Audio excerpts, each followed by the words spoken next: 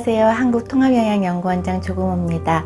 오늘은 불이 난 집에 119가 불을 끄듯이 몸속에 불같은 열을 끄면 다한증을 해결할 수 있기 때문에 체내에 지나친 열을 청열식품으로 없애는 방법, 체내의 119 소방차 청열식품을 알려드리겠습니다. 체내의 열을 없애려면 첫 번째로 이 열이 체내에 깊숙이 있는지 아니면은 이 표피에 있는지를 알아야 하겠죠.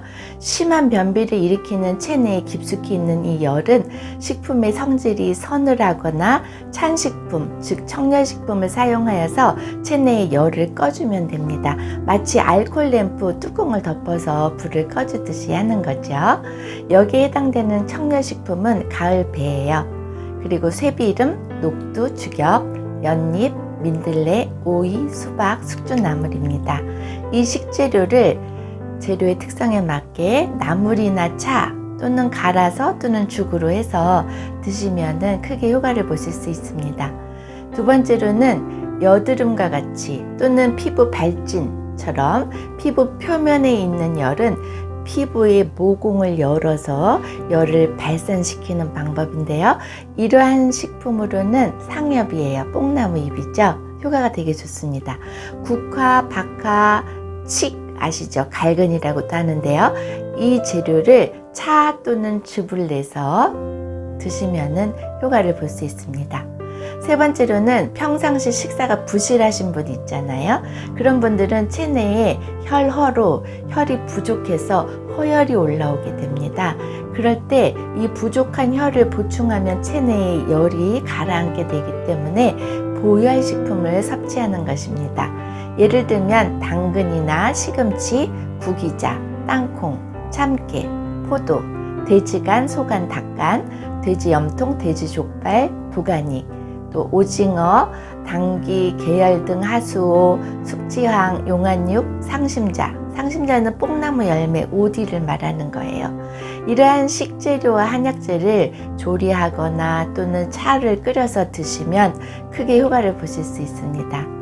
그리고 네 번째로 체내의 음허로, 사람이 음과 양이 이렇게 반반 있을 때 건강한데 음이 부족하면 양의 기운이 점점 많아지면서 이것이 열로 바뀌고 이것이 불화, 화로 바뀌기 때문에 음이 부족한 사람은 음을 보충해주면 체내의 열이 가라앉게 됩니다.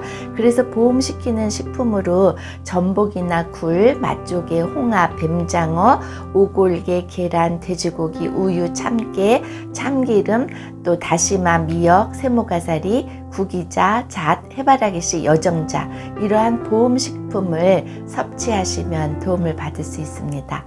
그리고 다섯 번째로 마음과 정신을 편안하게 해서 중추신경이 많이 흥분되어서 땀이 나는 일이 없도록 하는 것인데요. 심신을 편안하게 하는 안신식품을 먹는 거예요. 안신식품이라고 하는 거는 정신을 편안하게 해준다 그래서 안신식품인데 밀이나 밀기울이 해당이 됩니다. 이 식재료를 죽을 끓여 먹거나 또는 차로 끓여서 마시면은 중추신경 흥분된 것을 편안하게 가라앉혀줘서 땀이 훨씬 줄어들게 됩니다. 그리고 대추도 중추신경을 좀 가라앉히기 때문에 흥분하는 것을 억제시켜 주거든요. 그래서 이 대추도 드시면은 차로 끓여 드시면 효과를 보실 수 있습니다. 그리고 생활 습관으로는요, 겨울에는 일찍 자고 늦게 일어나고요, 여름에는 늦게 자고 일찍 일어납니다. 그러니까 해가 뜰 때 같이 일어나고 달이 뜰 때 잠을 자는 것입니다. 그리고 두 번째로는 푸른 나뭇잎이 있는 산길을 걷는 거예요. 산림 속에 들어가 있으면 음이온이 막 대전이 되면서 체내 열이 쑥 내려갑니다. 그리고 세 번째로는 조리 과정에서 조리 온도가 높은 식품을 안 먹는 것입니다. 사실 음식에 대한 이해가 안 되면 이거 먹지 말라고 해도 싫어, 내가 먹고 싶은 대로 먹을 거야, 사람들이 그러죠. 하지만 식품이 가지고 있는 성질을 잘 이해를 하고 내 몸에 이 식품이 어떠한 영향을 주는지를 알게 되면 생각하고 선택해서 잘 먹을 수 있기 때문에 조금 자세하게 설명을 드리겠습니다. 우리가 과학 시간에 배운 내용인데요. 아세트산 나트륨을 물에 녹이고 녹지 않은 것은 가열을 시켜서 과포화 용액이 되게 한 다음에 쇠붙이로 일정 자극을 주면 액체가 고체가 되면서 에너지를 방출해서 손난로가 되는 거 여러분들 아시죠? 식품을 조리할 때도 마찬가지예요. 식품이 품고 있는 열 에너지를 과포화되게 만든 식품을 드시지 말아야 한다는 뜻입니다. 예를 들면 고온의 기름에서 튀긴 튀김식품은 이 식품이 체내에 들어가서 대사가 되는 과정에서 손난로가 에너지를 방출하듯이 품고 있는 열 에너지를 막 방출하면서 체내에 열이 가득 차게 됩니다.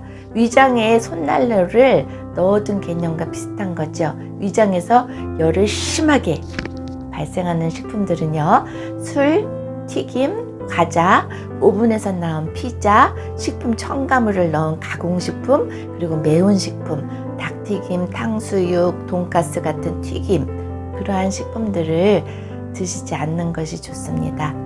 한방에서 말하는 열성식품은 그것은 과학적으로 설명하자면 식품 성분에 함유되어 있는 원자의 궤도를 돌고 있는 이 전자를 잃어버리면서 열을 방출하는 식품입니다.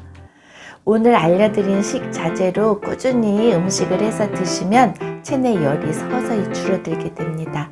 아궁이에 불을 떼면 굴뚝에서 연기가 나고 불을 안 떼면 굴뚝에서 연기가 안 나듯이 체내에 깊숙이 있는 체열을 꺼주거나 표피에 있는 열을 발산시키면 땀은 덜 나게 되어 있습니다. 다음 시간에는 기를 보충하는 식품을 알려드리도록 하겠습니다.